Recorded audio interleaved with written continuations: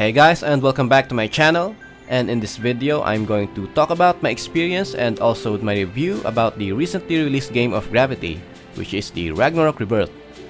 First, if you are wondering why I'm playing this game in landscape mode is, I use the app called Control Screen Rotation. You can download this one on Play Store and it is easy to use. Just run the app and toggle the start service, then just run it in the background. Then start the Ragnarok Rebirth.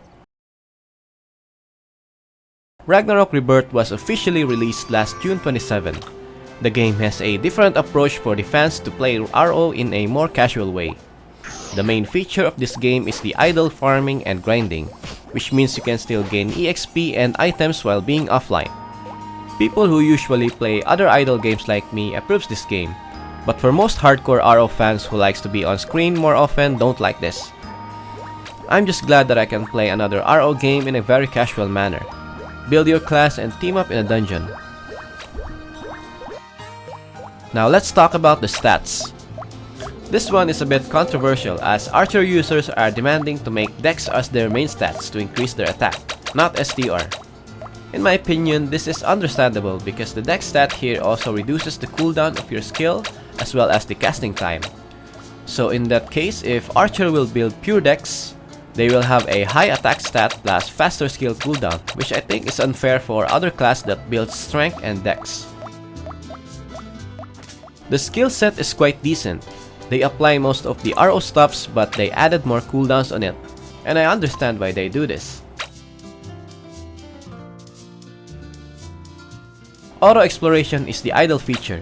While you can just gain EXP and items in solo, partying with another 3 different job class will give you more rewards and EXP. Commission board is just another daily task in every RPG. Just do this every single day for faster level up. The pets also take a huge role in this game as you need to carefully select the pet you need to dispatch to gain more bonus rewards.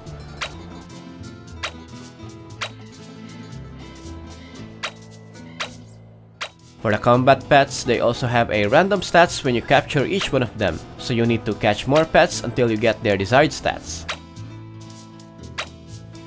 Dungeon is one of the interactive features in this game as you need to party to take down the difficult bosses. After the Spore boss, when you get to level 38, the dungeon gets harder.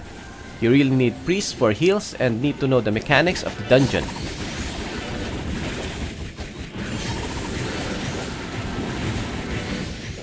The Redmond event is boring, just kill mutated monsters to get a reward. But I don't mind since it gives experience and items, as well as cards. Endless Tower has the same feature, but has an easier approach. Players will have a limited time killing the monsters or the boss to climb the next stage.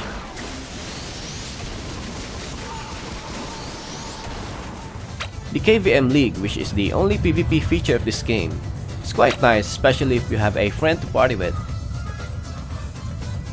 Now let's talk about the trial challenge, as this will be a test if you are strong enough to clear monsters as fast as possible, so you can gain more EXP and rewards by idling or offline. The bad part about this is for the class that has a lesser AoE skills like Assassin, as you need to clear the mobs first before killing the boss for you to achieve the lesser time. Mostly, they will struggle and just leave the rank as it is, while Wizard or Hunter can easily clear it with a lesser time for a better ranking. The MVP and mini-boss here is very hard as sometimes it one-shots you, and it takes solo to kill it, which for me is bad, since the game is casual and I want to finish my dailies for a shorter amount of time. You still need to check for the world chat if they are doing a certain MVP so players will join to kill the boss faster to get the reward. And lastly is the class balancing along with the stats. As for my first complaint, assassins are the weakest class in my opinion, and most likely will not be able to join party dungeons as they are so squishy, weak AoE and decent DPS compared to other classes. However, I feel like they will be a monster in the late game if they get enough crit rates. Then some stats are underwhelming like fast and attack speed. They feel very slow even if you have much more of it.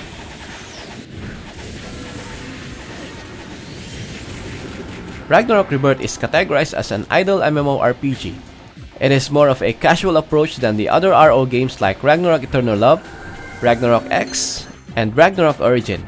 The addition of the idle feature makes the game unique for quality of life purposes. As for people who are busy with other things or plays other games, then definitely this game is worth playing. I can easily recommend this idle game as it does not feel that cheap compared to other idle games that I've played. And it still has the RO vibe, so I'm loving it. Are you also playing Ragnarok Rebirth? Let me know in the comments. And if you happen to finish this video, then please leave a like. Also subscribe to support my channel. Thanks for watching and see you on the next one. Lights out!